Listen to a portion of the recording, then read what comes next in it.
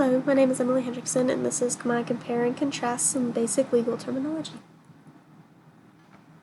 First, we have felony versus misdemeanor. A felony is typically described as a more serious or major crime and is punishable by over a year of imprisonment in state institutions.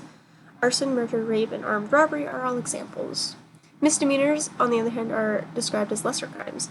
Penalties include imprisonment of less than a year in jail and/or fines, probation, or community service.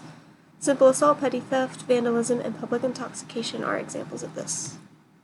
Mens rea refers to the criminal intent behind the act. For example, a criminal commits a bank robbery after purchasing weapons and laying out plans. Actus reus refers to the act itself. For example, a Walmart customer walks past all points of sale with unpaid merchandise in their purse.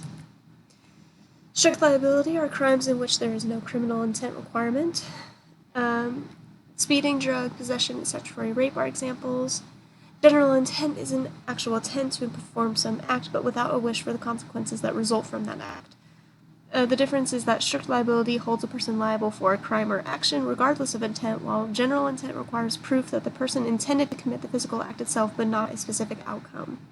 A defendant is guilty of DUI if they knowingly operated a vehicle while intoxicated. Malice aforethought is evil intent that involves predetermination. For example, an employee plans and carries out the murder of his boss. For recklessness, careless behavior deemed as an extreme departure from reasonable care. For example, a person fires a gun into a crowded room, knowing their actions could lead to a person's death, but that was not their intention. First-degree murder is the intentional killing of another person by someone who has acted willfully, deliberately, or with planning. A man purchases a firearm and kills his wife after she returns home from work. Manslaughter is the unlawful killing of one human being by another without malice aforethought. The major difference is the presence of malice aforethought. For example, a man kills his wife in a fit of rage after learning of her affair. Now we have voluntary manslaughter versus involuntary manslaughter. Voluntary is the intentional killing of another person in the heat of passion or in response to adequate provocation. For example, a wife comes home unexpectedly and finds her husband in the act of adultery with the wife's best friend. The wife kills her best friend in a fit of rage. Involuntary manslaughter is unintentionally or negligently causing the death of another person. For example, a distracted driver kills a pedestrian. Robbery is the unlawful taking of property of another by violent force or the threat of such force with the intent to deprive them of it permanently. For example, a mugger steals a woman's purse and threatens her by pointing a firearm. Burglary is the property crime of entering a dwelling, building, or structure with the intent to commit a crime therein. For example, a man breaks and enters into the home of a family who is out of town and steals valuable jewelry, electronics, and paintings. Robbery is a person crime. Burglary is a property crime. Larceny is the wrongful taking and carrying away of personal property of another with the intent to steal. Stolen property's monetary amount determines the classification of misdemeanor or felony. For example, a woman shoplifts a $20 steak at Walmart. That is an example of petty larceny. Embezzlement has the same elements of larceny, but is labeled as a breach of trust due to occupation or gifted ownership, so only certain people can commit it. A bank employee writes cashier's checks to a fictitious employee and then proceeds to cash them himself.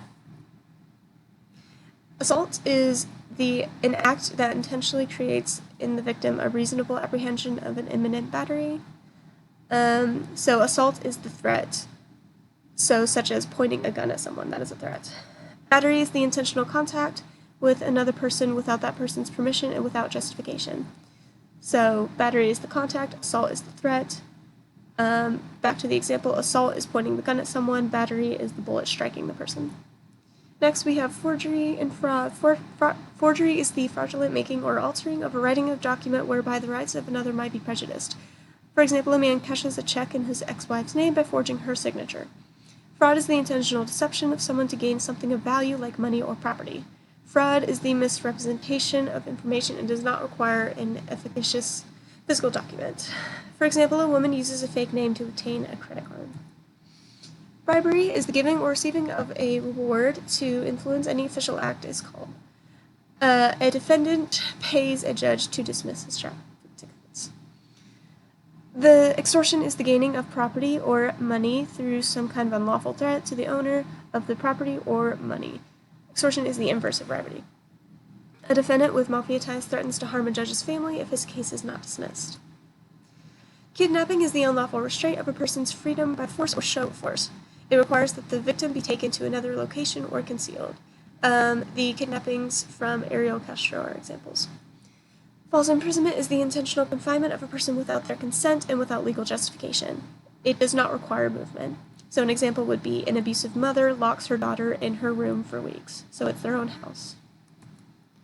Conspiracy is when two or more people agree to commit an unlawful act. It exists even when the crime or unlawful act that was agreed upon is never carried out.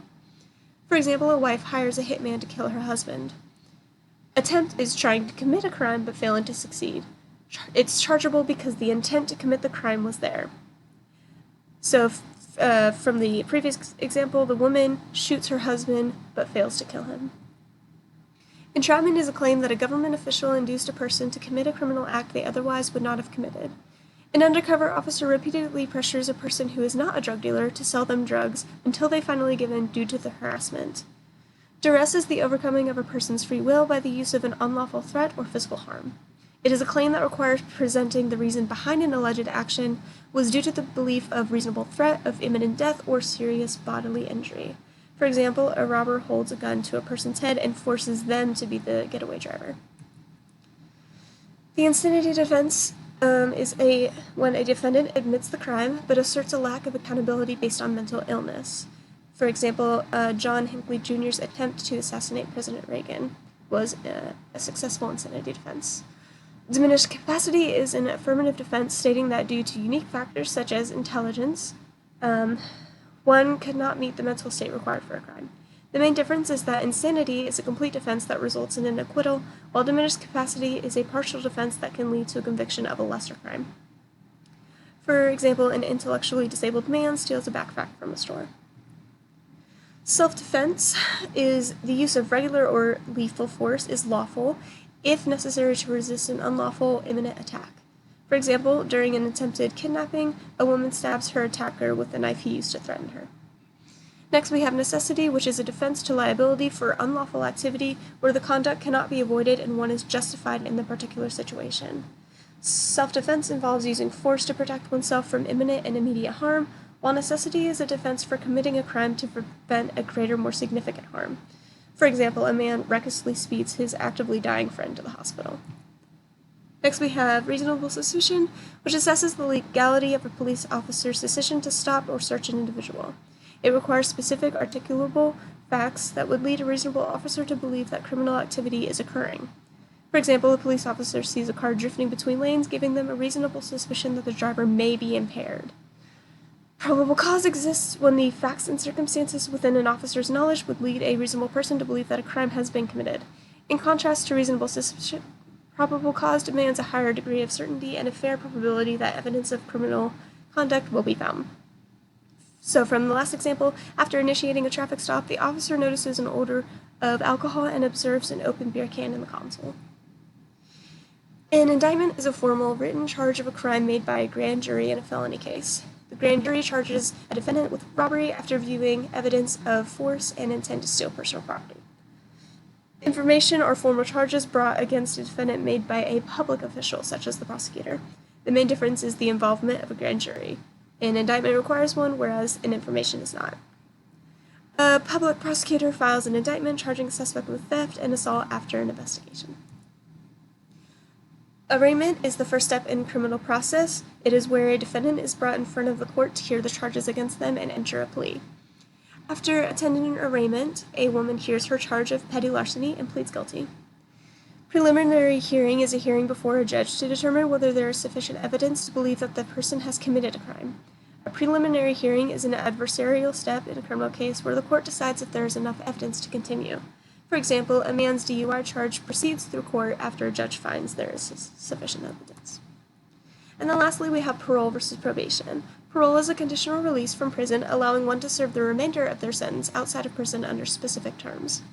For example, a prisoner is granted parole after serving part of their sentence with the condition of meeting weekly with a parole officer. Probation is a criminal sentence that allows a convicted defendant to remain in the community under supervision instead of serving time in jail or prison. The main difference is that individuals on parole have already been incarcerated, whereas probationers have not served time in prison for their suspended sentence.